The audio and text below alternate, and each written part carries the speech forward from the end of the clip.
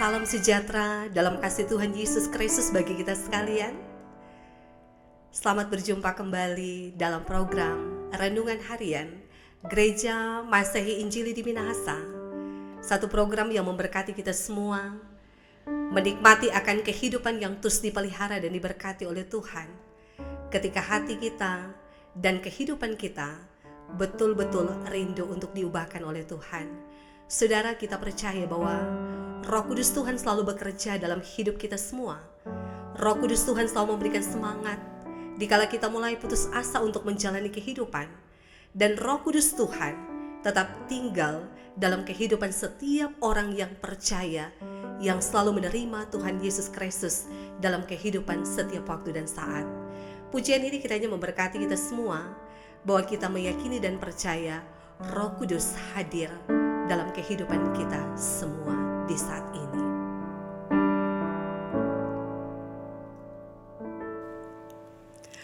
Roh Kudus, Kau hadir di sini.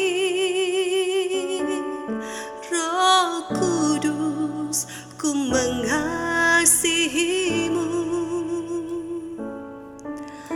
Kau lembut, Kau manis, Kaulah penghiburku, penolongku, diutus Bapakku. Ku buka hati menyembahmu Tuhan. Ku buka hati menyembahmu Yesus.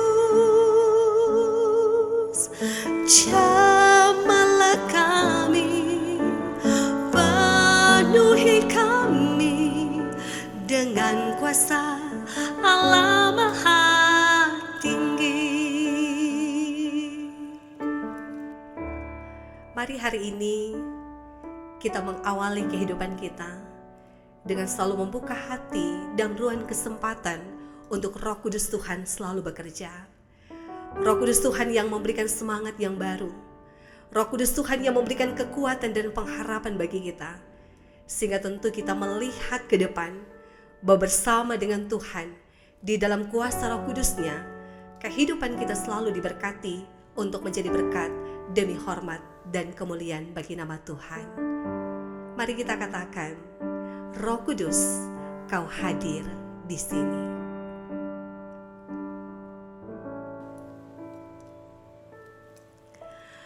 Roh Kudus, Kau hadir di sini. Roh Kudus, ku mengasihimu.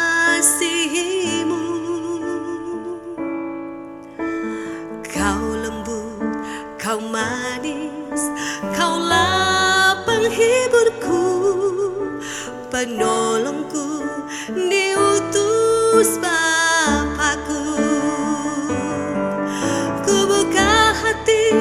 Untuk Roh-Mu Tuhan, ku buka hati menyembahmu Yesus. Jamalah kami, penuhi kami dengan kuasa Allah Maha Tinggi.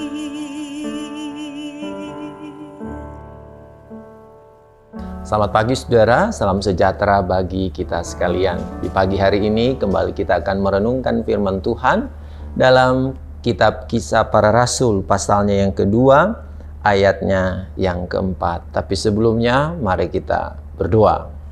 Tuhan Yesus, berikanlah petunjuk-Mu bagi kami di pagi ini, agar sebagai orang percaya kepadamu, kami boleh menunjukkan kehidupan yang sesuai dengan keinginan dan kemauan Tuhan.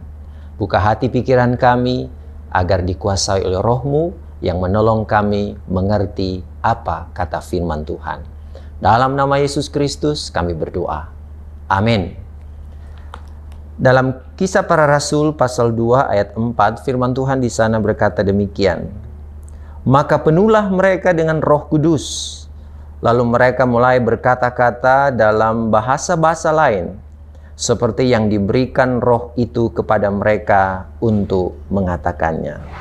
Saudaraku yang terkasih, Roh Kudus adalah Allah yang berdiam di dalam diri kita. Bagaimana Allah bisa berdiam di dalam diri kita kalau kemudian hati kita tidak terpaut padanya? Ibarat sebuah rumah, jika kemudian rumah itu kosong, lama tidak didiami, maka kemudian akan ada yang lain datang mendiaminya. Demikian hati kita, demikian hidup kita. Jika lama dibiarkan, Allah tidak tinggal di dalamnya, maka pasti roh jahat akan berdiam di dalamnya. Bacaan Alkitab ini mengingatkan kepada kita, para murid dipenuhi dengan Roh Kudus. Dan apa yang terjadi saat orang-orang percaya dipenuhi Roh Kudus? Mereka melakukan apa yang dikatakan oleh Roh itu. Saudara, jangan biarkan hati kita kosong, tapi biarkanlah Kristus hadir di dalam hati kita. Orang-orang yang dipenuhi Roh Kudus itu berarti pikirannya, perkataannya, hatinya, perbuatannya selalu mencerminkan apa yang Kristus kehendaki.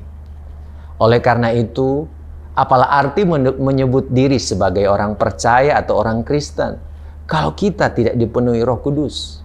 Bagaimana mungkin kita berkata dipenuhi Roh Kudus kalau kemudian pikiran kita selalu merancangkan yang jahat? Bagaimana kita mengatakan aku dipenuhi Roh Kudus kalau hati kita selalu menyimpan amarah, dendam, kebencian kepada sesama? Bagaimana kita menyebut diri dipenuhi Roh Kudus kalau perkataan-perkataan kita adalah hujat, caci maki, fitnah, dan melukai perasaan orang lain?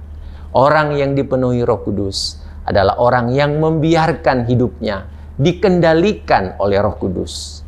Dan ketika orang dipenuhi Roh Kudus, berarti dia akan mencerminkan kasih, perbuatan, dan kebaikan Kristus di dunia ini.